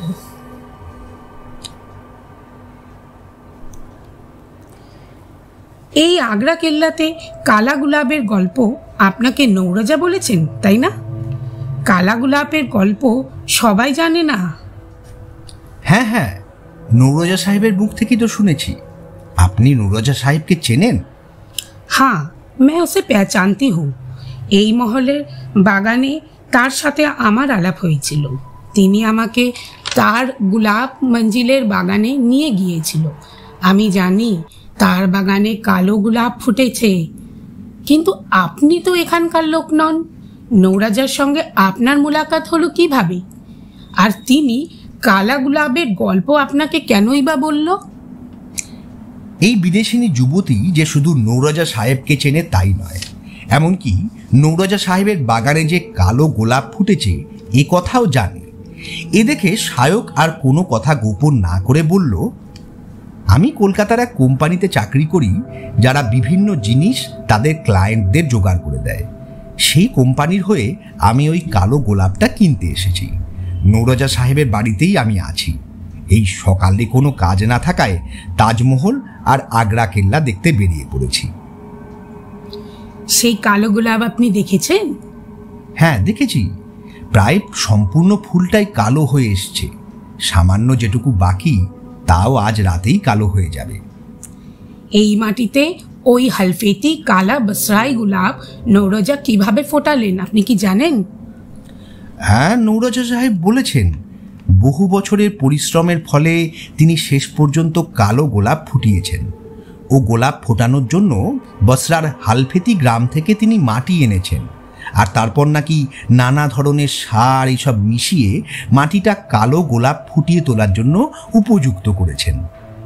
হ্যাঁ, যে কোনো ভালো জাতের গোলাপ ফোটানোর জন্য ভালো সার দিয়ে জমি তৈরি করাটাই হচ্ছে আসল। আপনি কোনোদিন টবে বা বাগানে গোলাপ ফুটিয়েছেন? ভালো গোলাপের জন্য কি জিনিস সার হিসেবে ইস্তেমাল করতে হয় তা জানেন? না না না, এই ব্যাপারে আমার কোনো অভিজ্ঞতা নেই। বাগান করা তো অনেক দূরের ব্যাপার। কলকাতাতেও আমি যে এক কামরার এক চিলতে ফ্ল্যাটে থাকি সেখানে একটা টব রাখারও জায়গা নেই। কালো গোলাপ সংগ্রহ করতে এসেছে, তাই নৌরাজা সাহেব যেটুকু আমাকে জানিয়েছেন আমি জেনেছি। যে কোনো মানুষ ফুল ভালোবাসে, আমিও ভালোবাসি, গোলাপ ভালোবাসি। আপনি গোলাপ চাষের ব্যাপারে অনেক কিছু জানেন, তাই না? না না, আমি সব কিছুই জানি না। আমি কোনোদিন গোলাপের চাষও করিনি। আমি বোটানি স্টুডেন্ট নই, আমি ইতিহাসের স্টুডেন্ট। আগ্রাতে এসেছি, কালা গোলাপের গল্প জেনেছি। নৌরাজার সাথে আলাপ হলো, তার বাগানেও গেলাম, সেই থেকেই গোলাপ চাষের সম্পর্কে জেনেছি। আমি নৌরাজা সাহেবকে আপনার কথা বলবো আপনার সঙ্গে কিন্তু আমার পরিচয় হয়েছে। তবে এই ব্যাপারে আমার আপনার কাছে একটাই গুজারিশ আছে। কি গুজারিশ? তার বাগানের কালা গোলাপ গাছ নিয়ে আমাদের মধ্যে সম্পর্ক নষ্ট হয়ে গেছে। আমার সঙ্গে দেখা হওয়ার কথা নৌরাজাকে বললে তিনি খারাপ ভাববে। আমাদের সম্পর্ক এতটাই খারাপ যে আমি চাই না আমাকে নিয়ে কেউ ওর সাথে কথা বলুক। তাই আমার সঙ্গে মোলাকাতের কথা নৌরাজাকে বলবেন না প্লিজ। আচ্ছা আচ্ছা, তাই হবে। তবে আপনার সঙ্গে আলাপ হয়ে আমার কিন্তু খুব ভালো লাগলো। আমারও ভালো লাগলো। ফির কभी मिलेंगे, पर अब जाना होगा। ইয়াসমিনের কথার জবাবে শায়ক তার ঠিকানা আর ফোন নাম্বার জিজ্ঞেস করতে যাচ্ছিল। সামান্য পরিচয়েই তার সত্যিই বেশ ভালো লেগেছে এই বিদেশি যুবতীকে। তাছাড়া কোন পরিচয় ভবিষ্যতে কোন কাজে লাগে তা তো কেউ বলতে পারে না। কিন্তু মেয়েটার কাছে সেসব জানার আগেই পিছন দিক থেকে কথাবার্তা ভেসে আসার শব্দ শুনে সেদিকে তাকালো। একদল ট্যুরিস্ট বাচ্চা কাচ্চা সমেত ঘুরতে ঘুরতে চলে এসে প্রবেশ করছে প্রাকারের ভিতর। তাদের দেখে নিয়ে শায়ক সামনে তাকিয়ে দেখল তুর্কি যুবতী আর তার সামনে নেই। কয়েক মুহূর্তের মধ্যেই সে যেন অদৃশ্য হয়ে গেল কোথাও। হয়তোবা ছায়া ঘেরা কোনো গ্রামের আড়ালে কিংবা অলিন্দে কিংবা কোনো প্রাচীন কক্ষের ভেতর সে লুকিয়ে পড়েছে।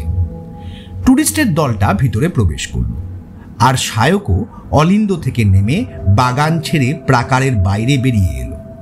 আগ্রা কেল্লা দেখা হয়ে গিয়েছিল শায়কের। 2:30 বাজে।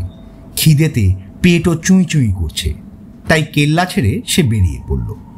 টাঙা তাকে তার নির্দেশ মতো প্রথমে একটা ভাতের হোটেলে নিয়ে গেল।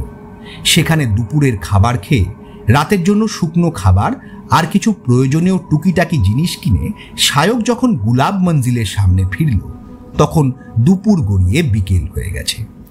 লোহার ফটকের সামনেই দাঁড়িয়েছিলেন নৌরাজা সাহেব। শায়ক যখন টাঙা থেকে নেমে ভাড়া মেটাচ্ছে তখন তিনি তার উদ্দেশ্যে বললেন, ওকে কাল ভোরে আলো ফোটার সঙ্গে সঙ্গে আপনাকে স্টেশনে নিয়ে যাওয়ার জন্য বলতে পারেন। কাল ভোর 6:30টায় কলকাতার একটা সুপারফাস্ট ট্রেন আগ্রাতে থামে। আমিও কাল ভোরে আগ্রার বাইরে চলে যাব, তাই টাইম টেবিলটা দেখে রেখেছি।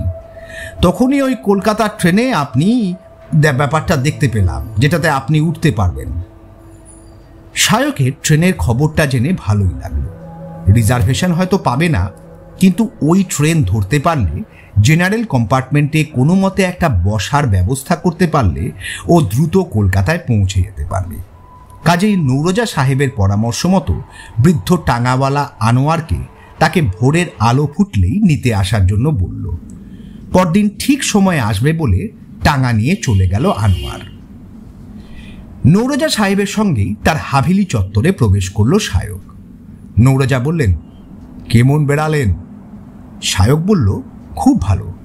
তাজমহল দর্শন তো তুলনাহীন, আর আগ্রা কেল্লাও খুব ভালো লেগেছে। এগোতে এগোতে নৌরোজা সাহেব এবার প্রশ্ন করলেন, গুলাব দেখেছেন? সায়ক জবাব দিল, হ্যাঁ দেখেছি। বিশেষ করে আগ্রা কেল্লার ভেতরে ঘুরতে ঘুরতে আমি একটা নির্জন পাঁচিল ঘেরা মহলের সামনে পৌঁছে গিয়েছিলাম। সেখানে একটা গোলাপ বাগান আছে। কথাটা শুনেই নৌরোজা বললেন, সেই ছোট মহলটার সামনে একটা স্তম্ভ ঘেরা বারান্দা আছে? সায়ক বলল, হ্যাঁ হ্যাঁ আছে আছে। কথাটা শুনেই কয়েক মুহূর্তের জন্য থমকে দাঁড়িয়ে পড়ে নৌরোজা সাহেব বললেন, ওই মহলের নাম আয়েশা মহল। সম্রাট জাহাঙ্গীর তার বাঁদি আয়েশাকে ওই মহল বানিয়ে দিয়েছিলেন। আরে ওখানেই আমার পূর্বপুরুষ গুলাম হায়দার প্রথম কালা গোলাপ ফুটিয়েছিলেন। কালা গোলাপ ফুটাবার গোপনীয়তা বজায় রাখার জন্য বাদশাহ জাহাঙ্গীর দিল্লির লাল কেল্লার বদলে আগ্রা কেল্লার ওই গোপন জায়গায় বাগ নফরকে কালা গোলাপ ফুটাবার হুকুম দিয়েছিলেন। ওই মহলের নাম ও যেখানে কালো গোলাপ ফুটেছিল একথা ইয়াসমিন নামক সেই তুর্কি রমণীর থেকে ইতিপূর্বে জানলেও তা প্রকাশ না করে সায়ক বলল, তাই নাকি? আগে জানলে জায়গাটা আরো ভালো করে দেখতাম। নৌরোজা আবার হাঁটতে শুরু করে বললেন, জানেন গোলাম হায়দার কেমনভাবে আয়েশাবাদীর মহলে কালা গোলাপ ফুটিয়েছিলেন সে সম্পর্কে গল্পটা যদি আগে আমি ইয়াকিন করতাম, তাহলে অনেক আগেই কালা গোলাপ ফুটাতে পারতাম। আজ আমি বুঝেছি কিভাবে কালা গোলাপ ফোটে। সায়ক বলল, কিভাবে ফোটে নৌরোজা সাহেব? সায়কের প্রশ্নটা এড়িয়ে গিয়ে নৌরোজা বললেন, বাগানের দিকে কালা গোলাপটা একবার দেখতে যাবেন নাকি? আমিও বাইরে থেকে একটু আগে ফিরলাম, সারাদিন ওদিকে যাইনি। সায়ক উৎসাহ ভরে বলল, হ্যাঁ হ্যাঁ চলুন না, চলুন। হাভেলিতে না ঢুকে বাগানে প্রবেশ করলো তারা দুজন। তারপর গিয়ে উপস্থিত হলো কাঁটা তার ঘেরা সেই জায়গার সামনে। তার সামনে সকাল সন্ধ্যার মতো একই রকম নিস্তব্ধতা বিরাজ করছে। পাখির কীটপতঙ্গের ডাকের শব্দ সায়কদের সঙ্গে চলতে চলতে এই জায়গার কাছাকাছি পৌঁছে হঠাৎই কেমন যেন থমকে দাঁড়িয়ে পড়েছে তাদের পিছনে। সায়ক বলেই ফেলল, এই জায়গাটা বাগানের অন্য জায়গার তুলনায় এরকম নিস্তব্ধ কেন? হয়তোবা ওই কালা গোলাপের জন্যই। কালা রং যে মানুষ শুধু অপছন্দ করে তা নয়, কীট পতঙ্গ কাউকে কালা রং আকৃষ্ট করে না, যে কারণে দুনিয়াতে কোনো ফুলের রং কালো হয় না। কাঁটা তারের ভিতর ফুলটার দিকে তাকালো দুজন। ইতিমধ্যেই ফুলগুলোর ভেলভেটের মতো পাপড়িগুলো সম্পূর্ণ কালো হয়ে গেছে। বাইরে কোথাও আর এক বিন্দু লালচে রং দেখা যাচ্ছে না। গোলাপটার দিকে এক দৃষ্টিতে কিছুক্ষণ তাকিয়ে থাকার পর হাসি ফুটে উঠল নৌরোজা সাহেবের মুখে, সফলতার হাসি। তিনি বললেন, যদি গোলাপের পাপড়ির ভিতর কোথাও লাল ছিট ঠেকেও থাকে তবে তা রাতের মধ্যেই কালা হয়ে যাবে। কাল ভোরের প্রথম আলো ফোটার সঙ্গে সঙ্গে আমি এই গোলাপ আপনার হাতে তুলে দেব। ও হ্যাঁ হ্যাঁ, টাকাটা কিন্তু আমাকে দিয়ে দেবেন। সায়ক বলল, হ্যাঁ টাকা তো আমার সঙ্গেই আছে, যখনই আপনি গোলাপটা দেবেন আমি তখনই আপনাকে টাকা দিয়ে দেব। কিছুক্ষণ সে জায়গাতে থাকার পর বাগান ছেড়ে হাভেলিতে ফেরার পথ ধরল দুজন। হাভেলির বারান্দাতে উঠে এসে শায়ককে বিদায় জানাবার আগে নৌরাজা বললেন, যান, এবার ঘরে গিয়ে রেস্ট নিন। কালা গোলাপটা পাওয়ার জন্য আপনার মন যে ছটফট করছে আমি বুঝতে পারছি। ওই জন্যেই আপনি ঘরে ঢোকার আগে একবার আপনাকে কালা গোলাপটা দেখিয়ে নিলাম। আজ আর গতবারের মতো মাঝরাতে উঠে গোলাপ গাছ দেখতে যেতে হবে না। ভোরের আলো ফোটার সঙ্গে সঙ্গে তৈরি হয়ে ঘর থেকে বেরোবেন।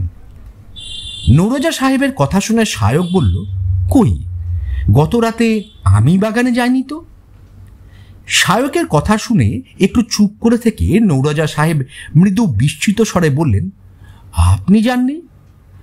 আমি গতকাল মাঝরাতে ওই কালা গোলাপের কাঁটা তারের সামনে দাঁড়িয়ে থাকতে যেন দেখলাম কাউকে। যদিও আমার আগে থেকে একটা রইস মুঘলি নেশা আছে, আফিমের নেশা, তবে কি সেই নেশার ঘরে দোতলার ঘরের জানলা দিয়ে বাইরে তাকিয়ে আমি ভুল দেখলাম? নৌরোজা সাহেবের কথা শুনে শায়কের মনে পড়ে গেল গত রাতের কথা। সে বিস্মিতভাবে বলে উঠল, আরে আমিও গতকাল মাঝরাতে জানলা বন্ধ করতে গিয়ে ওখানে একজনকে দেখেছি। আমার মনে হয়েছিল, কাঁটা তার ঘেরার বাইরে নয়, ভিতরে এসেছিল। তবে সে কে, কিরকম দেখতে, দূর থেকে আমি তা বুঝতে পারিনি। ভালো করে দেখতে না দেখতেই কেমন যেন মিলিয়ে গেল। আমি তো ভেবেছিলাম ওই দেখাটা আমার মনের ভুল। নৌরোজা সাহেব শায়কের কথার জবাবে বিস্মিতভাবে বললেন, আরে দুজনের পক্ষে একই সময়ে একই ব্যাপার কিভাবে ভুল দেখবেন? তবে কি কেউ পাঁচিল ডিঙিয়ে ঢুকেছিল? কিন্তু লোকটা যদি বাগানে ঢুকেও থাকে, তবু কাঁটা তারের ভিতরে ঢোকা তার পক্ষে কিভাবে সম্ভব? আগালের তালার চাবি তো আমার কাছে আছে। চিন্তার স্পষ্ট ভাঁজ নেমে এলো নৌরোজা সাহেবের কপালে।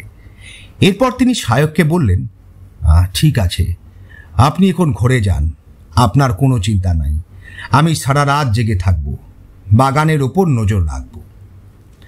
শায়ক শুনেছে এদিকে চোর ডাকাতের কোনো উপদ্রব নেই। হয়তোবা কোনো ভবঘুরে পাগল কিংবা ভিখারি ধরনের লোক কাল রাতে কোনোভাবে বাগানে ঢুকেছিল, আবার চলে গেছে। শায়ক ঘরে ফিরে এলো। বিকেল গড়িয়ে সন্ধ্যা নামলো এক সময়, তারপর রাত। পরদিন কাক ভোরে শায়ককে বিছানা ছাড়তে হবে।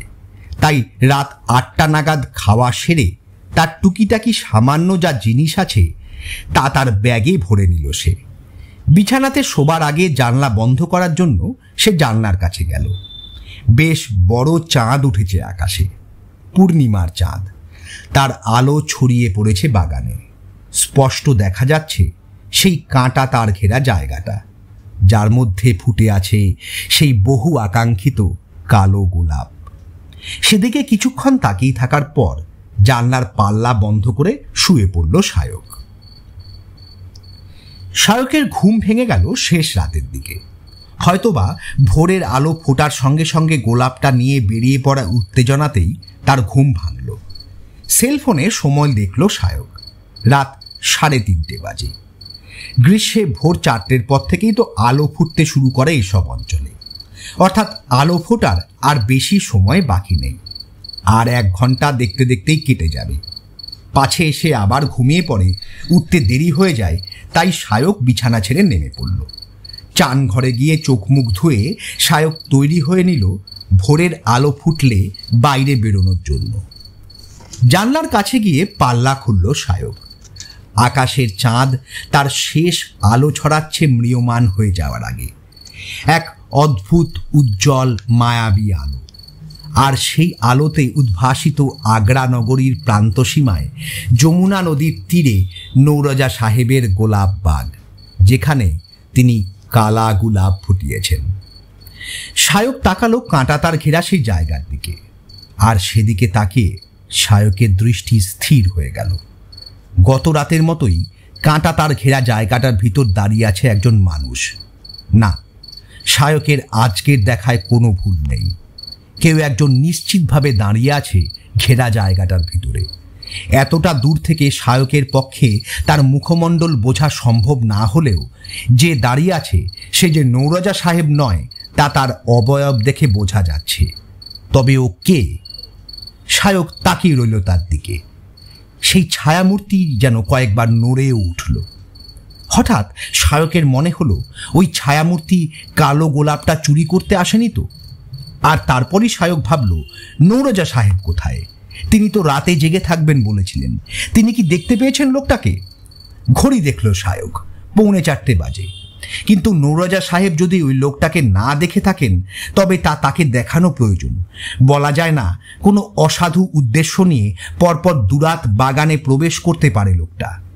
শায়কের মনে হলো, নৌরোজা সাহেব যদি তার ঘর থেকে ব্যাপারটা খেয়াল না করে থাকেন তবে এই ব্যাপারটা তাকে জানানো প্রয়োজন। কথাটা ভেবে শায়ক দরজার দিকে এগোলো। দরজা খোলার আগে ব্যাগটাকে তুলে নিল সে। টাকা আছে ব্যাগটাতে, সেটা ঘরে রেখে যেতে মন চাইল না তার। ব্যাগটা উঠিয়ে নিয়ে দরজা খুলে শায়ক বারান্দাতে বেরিয়ে এলো। দোতলায় ওঠার সিঁড়ির দিকে এগোতে যাচ্ছিল, কিন্তু সে দেখতে পেল বাইরে চাঁদের আলোতে নৌরোজা সাহেবই হাভেলি থেকে জমিতে নেমে ধীরে ধীরে অদৃশ্য হয়ে গেলেন পিছনের বাগানের দিকে। শায়কের মনে হলো নৌরোজা সাহেব সম্ভবত দেখতে পেয়েছেন সেই রহস্যময় মূর্তিকে। সেজন্যই তিনি বাগানের দিকে এগিয়ে গেলেন। অথবা ভোর হতে আর বেশি দেরি নেই বলে তিনি হয়তো কালো গোলাপটা তুলে আনার জন্য সেদিকে এগোচ্ছেন। শায়ক নেমে পড়ল বারান্দা থেকে। তারপর নৌরোজা সাহেব যেদিকে এগোলেন, শায়কও এগুলো সেই বাগানের পেছনের গুলাব বাগের দিকে। প্রবেশ করে শায়ক দেখল সেই ঘেরা জায়গাটার দিকে এগিয়ে চলেছেন নৌরোজা সাহেব। তার পিছনে কিছুটা তফাতে শায়কও চলল। কাঁটা তার ঘেরা জায়গাটা ক্রমশ স্পষ্ট হয়ে উঠছে তার চোখে। শায়ক এক সময় এ ব্যাপারে নিশ্চিত হলো যে তার দেখাটা ভুল ছিল না। হ্যাঁ, একজন সত্যি দাঁড়িয়ে আছে কাঁটা তার ঘেরা জায়গাটার ভিতর। যে দাঁড়িয়ে আছে তার অবয়ব দেখে শায়কের মনে হলো সে একজন নারী। নৌরোজা সাহেব জায়গাটার সামনে গিয়ে থমকে দাঁড়ালেন। শায়ক এগিয়ে গিয়ে নৌরোজা সাহেবের কিছুটা পিছন থেকে একটা গোলাপ ঝোপের আড়ালে গিয়ে দাঁড়ালো। শায়কের উপস্থিতি খেয়াল করেননি নৌরোজা সাহেব। থমকে দাঁড়িয়ে পড়ে বিস্মিতভাবে তিনি তাকিয়ে আছেন কাঁটা তার ঘেরা ঘরের মতো জায়গাটার দিকে। শায়ক যেখানে দাঁড়িয়ে তার হাত মুচিস দূরে কাঁটা তার ঘেরা জায়গার ভিতরটা চাঁদের আলোতে স্পষ্ট দেখা যাচ্ছে। তার ভিতর দাঁড়িয়ে আছে একজন নারী। তার পরনে সাদা পোশাক, তবে একটা কালো ওড়না দিয়ে তার মুখ আবৃত। মাটিতে পোঁতা যে কাঠের দণ্ডটাকে আবৃত করে গোলাপ গাছটা দাঁড়িয়েছিল সেটা এখন মাটিতে পড়ে আছে। লতানো গোলাপ গাছটা নারী শরীরকে জড়িয়ে দাঁড়িয়ে আছে, অথবা বলা যেতে পারে ওই অবগুণ্ঠনবতী নিজের শরীরে পেঁচিয়ে নিয়েছে সেটা। আর গাছের মাথায় ফোটা কালো গোলাপটাকে ধপধপে সাদা হাতে ধরে রেখেছে সে, ঠিক নিজের বুকের মাঝখানে। ঘেরা জায়গাটার আগল কিন্তু তালা দেওয়া। নৌরোজা সাহেব তার প্রাথমিক বিস্ময়ের ঘোর কাটিয়ে সেই নারী মূর্তির উদ্দেশ্যে বললেন, হে, কন হো তুম? প্রথমবার প্রশ্ন সুরে সেই নারী মূর্তি কোনো জবাব দিল না, শুধু তার ধবধবে সাদা হাতের আঙুলগুলো কালো গোলাপটার পাপড়িগুলোর উপর রাখল। নৌরোজা আবারও প্রশ্ন করলেন, কন হো তুম? জবাব দিচ্ছ না কেন? ভেতরে ঢুকলে কিভাবে? তো মুঝে পেহচান নেই পায়? কতদিন হয়ে গেল তোমার কাছে আছি, মেরে সামনে আও, ঠিক চিনতে পারবে। কি অনাপ শনাপ বকছো? মুখ থেকে পর্দা সরাও, এই দেখি তুমি কে। আমি তো দেখাতেই চাই আমি কে, তুমি দেখলেই চিনতে পারবে। সামনে আও, মেরে পাস আও, আর যদি না আসো দেখো কি হয়। কি হবে তবে? তোমাকে আমি বাইরে বেরোতে দেব না বলে দিচ্ছি। আলো ফুটলেই পুলিশ ডেকে চুরি করার জন্য তোমাকে তাদের হাতে তুলে দেব। এখনো বলছি, ও দুপাট্টা সরাও। হাজার কিছু করার ক্ষমতা তোমার নেই, আমার কাছে না এলে দেখো কি হয় তোমার। এই বলে সে নৌরোজা সাহেব আর শায়ককে হতবাক করে সেই দুর্মূল্য দুষ্প্রাপ্য কালো গোলাপ থেকে একটা পাপড়ি ছিঁড়ে ফেলল। সেই দৃশ্য দেখে আঁতকে উঠলেন নৌরোজা। রহস্যময়ী সেই নারী এরপর দ্বিতীয়বার গোলাপের আর একটা পাপড়ি ছিঁড়তে যাচ্ছিল, কিন্তু তার আগেই নৌরজা আতঙ্কিতভাবে বলে উঠলেন, এই ছিল না, ও গুলাব নষ্ট করো না, আমি আসছি। তার কথা শুনে থেমে গেল সেই নারী। নৌরজা সাহেব ওই নারীর কবল থেকে গোলাপটা রক্ষা করার জন্য এগিয়ে গেলেন কাঁটা তার ঘেরা জায়গাটার দিকে। বিস্মিত শায়ক তার কি করা উচিত বুঝতে না পেরে একই জায়গাতে দাঁড়িয়ে রইল সামনের দিকে। সে দেখল নৌরজা সাহেব তার পোশাকের ভিতর থেকে চাবি বার করে তালাটা খুলে ফেললেন। তারপর ভিতরে প্রবেশ করে মুখ ঢাকা সেই নারীর সামনে গিয়ে দাঁড়ালেন। কয়েক মুহূর্তের নিস্তব্ধতা। মাথার ওপর চাঁদের ঔজ্জ্বল্য হঠাৎই যেন এবার কমতে শুরু করল। নৌরজা সাহেব সেই নারীর দিকে হাত বাড়িয়ে বললেন, ও গুলাব আমাকে দাও। গুলাব নেবার আগে জানবে না আমি কে, সেটা জেনে নাও। হ্যাঁ বলো তুমি কে, আর ও গুলাবটা আমাকে দাও। আমি হলাম সেই যে তোমাকে তোমার পূর্বপুরুষের আগ্রা কেল্লাতে বাদি মহলে গোলাপ ফোটাবার গল্প করেছিলাম। সেই গল্প তোমার পূর্বপুরুষ বাঘ নফর হায়দারের গোলাপ ফোটাবার গল্পর সাথে মিলে গেল। দুটো গল্প মিলে যাওয়াতে যাকে দিয়ে তুমি তোমার বাগানে কালা গোলাপ ফোটালে আমি হচ্ছি সেই। বিস্মিত শায়ক স্পষ্ট শুনতে পাচ্ছে তাদের দুজনের কথোপকথন। ওই নারীর কণ্ঠস্বর এবার কেমন যেন চেনা মনে হলো শায়কের। হ্যাঁ, আমি সেই যে তোমার বাগানে গোলাপ দেখতে এসে আর কোনো দিন এই বাগান থেকে ছেড়ে বেরোতে পারিনি, হারিয়ে গিয়েছিল। ঠিক যেমন কালা গোলাপ ফোটানোর জন্য আগ্রা কেল্লা থেকে হারিয়ে গিয়েছিল আয়শাবাদী। এ কথা বলার পরেই মুখের অবগুণ্ঠন সরিয়ে ফেলল সেই নারী। অপশ্রিয়মান চাঁদের আলোতে শায়ক স্পষ্ট চিনতে পারল তাকে।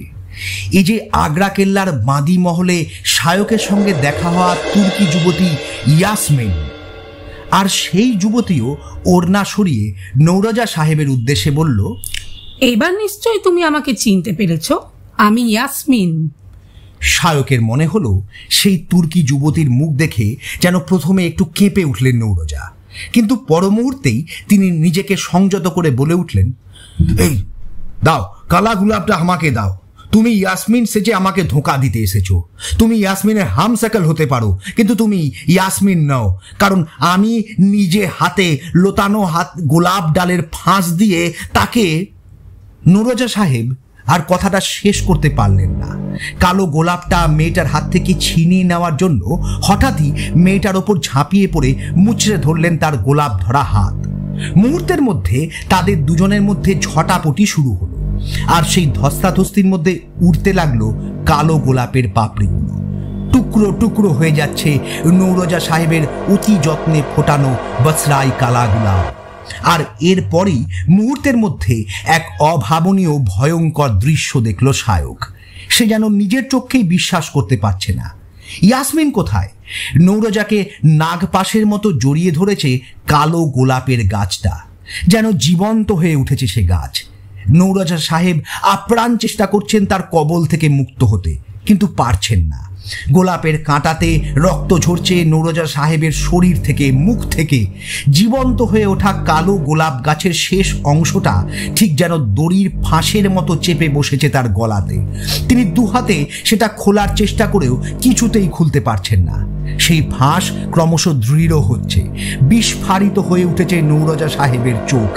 জিভ বেরিয়ে পড়ল নৌরজা সাহেবের। আর এরপরই যেন চাঁদ মুছে গিয়ে অন্ধকার নেমে এলো চারিদিকে। কিছুক্ষণের জন্য শায়কের চোখের সামনে থেকে মুছে গেল সবকিছু। সে শুধু দাঁড়িয়েই আছে, তার কোনো চেতনা নেই, কোনো অঙ্গ নাড়ানোর ক্ষমতা নেই।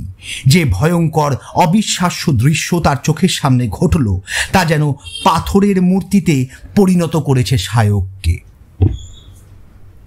এক সময় সেই গাঢ় অন্ধকার কেটে গিয়ে আস্তে আস্তে আবছা আলো ফুটতে শুরু করলো। পূব আকাশে জেগে উঠেছে শুকতারা, আর ধীরে ধীরে শায়কে যেন মনের শক্তি কিছুটা ফিরে পেল। আলো কিছুটা স্পষ্ট হলে শায়ক দেখল সেই কাঁটা তার ঘেরা জায়গাটার মধ্যে পড়ে আছেন নৌরজা সাহেব। লতানো গোলাপ গাছটা আষ্টে পৃষ্ঠে জড়িয়ে আছে তার শরীর, আর গোলাপের ছিন্ন ভিন্ন কালো পাপড়িগুলো ছড়িয়ে ছিটিয়ে পড়ে আছে নৌরজা সাহেবের চারপাশে। নৌরজা সাহেব কি বেঁচে আছেন তা দেখার জন্য কাঁটা তার ঘেরা জায়গাটার দিকে এগোতে যাচ্ছিল সায়ক, কিন্তু একটা কণ্ঠস্বর তাকে থামিয়ে দিল। উধার মত যাইয়ে। চমকে উঠে সায়ক তাকিয়ে দেখল গোধূলির আলো আঁধারিতে কিছুটা তফাতে তার দিকে তাকিয়ে দাঁড়িয়ে আছে সেই তুর্কি সুন্দরী ইয়াসমিন। সায়ক তাকে দেখে কাঁপা কাঁপা স্বরে বলল, নৌরজা সাহেব কি মারা গেছেন? যা দেখলাম তা কি সম্ভব? গোলাপ গাছটা ফাঁস দিয়ে নৌরজা সাহেবকে মেরে ফেলল। হ্যাঁ, নৌরাজা মর চুকা হ্যায়। ঠিক এইভাবেই সেও একজনকে মেরে ফেলেছিল। সায়ক কথাটা শুনে কেঁপে উঠল। ইয়াসমিন তা দেখে বলল, ডরিয়ে মত, আপনার কোনো ক্ষতি হবে না। দিনের আলো ফোটার আগেই এই জায়গা ছেড়ে আপনি চলে যান। আমি আপনাকে বাইরের রাস্তা দেখিয়ে দিচ্ছি। মেরে সাথ আইয়ে। সেই নারীর কথার মধ্যে এমন কিছু ছিল যা সায়ক অগ্রাহ্য করতে পারল না। ইয়াসমিনকে সে অনুসরণ করল। সেই গোলাপ বাগ, সেই হাভেলি ত্যাগ করে আলো অন্ধকার রাস্তায় নামলো তারা দুজন। প্রথমে নিশ্চুপভাবে পাশাপাশি হেঁটে চলেছিল তারা। ক্রমশ মুছে যেতে শুরু করলো অন্ধকার। ইয়াসমিন একসময় নিজে থেকেই বলল, मैं आपसे মাফি চাহতি हूँ, কালো গোলাপ আপনাকে দিতে পারলাম না। আমি চাই না যে কালো গোলাপ আরও কারো প্রাণ নিক। এই হায়দার বা নৌজারা ওনাদের প্রাণ নিয়ে কালো গোলাপ ফোটায়। অন্যের প্রাণ নিয়ে মানে? নৌরজা আপনাকে বলেছিল না, কালো গোলাপ ফোটানোর জন্য জমি তৈরিটাই আসল, তাই না? হ্যাঁ, বলেছিল। ঠিকই বলেছিলেন, তবে কি জিনিস সার হিসাবে ওরা মিশিয়ে কালো গোলাপ ফোটাবার জন্য ব্যবহার করে আপনি কি সেটা জানেন? না, সে কথা তো বলেনি। যদি গোলাপ চাষ করতেন তাহলে জানতেন যে কালো গোলাপ চাষের জন্য জমিতে লাগে বিভিন্ন প্রাণীর হাড়ের গুঁড়ো, যাকে বলে বোন ডাস্ট। এই মুলকের মাটিতে কালো গোলাপ ফোটানোর জন্য ওরা ব্যবহার করেছিল সুন্দরী মহিলাদের হাড়ের গুঁড়ো। সে কারণেই হায়দার খুন করেছিল আয়েশাবাদীকে আর নৌরাজা খুন করেছিল আমাকে। আমি শুয়ে আছি এই গোলাপ গাছের নিচেই। কথাটা শুনেই চমকে উঠে দাঁড়িয়ে পড়ে সায়ক পাশে তাকালো, কিন্তু তার পাশে কেউ নেই। সুন্দরী তুর্কি যুবতী ইয়াসমিন যেন মুহূর্তের মধ্যে বাতাসে মিলিয়ে গেছে। না, সায়কের চারপাশে কেউ নেই। আর ঠিক তার পর মুহূর্তেই যমুনা নদীর বুকে সূর্যোদয় হলো। ভোরের প্রথম আলো ছড়িয়ে পড়ল চারদিকে। সামনের রাস্তার বাঁকে ঘোড়ার ঘণ্টার টুংটাং শব্দ। দেখা গেল আনোয়ারের টাঙা আসছে। সায়কের চোখে পড়ল ইয়াসমিন ঠিক যে জায়গা থেকে অদৃশ্য হয়ে গেল সেখানে রাস্তার উপর পড়ে আছে গোলাপের একটা পাপড়ি, কালো গোলাপের পাপড়ি। গল্পটি সম্পর্কে আপনাদের মন্তব্য কমেন্ট বক্সে অতি অবশ্যই জানাবেন। দ্য স্টোরি রিপাবলিক চ্যানেলটিকে সাবস্ক্রাইব করবেন এই অনুরোধ আবার জানাই। ধন্যবাদ এবং নমস্কার।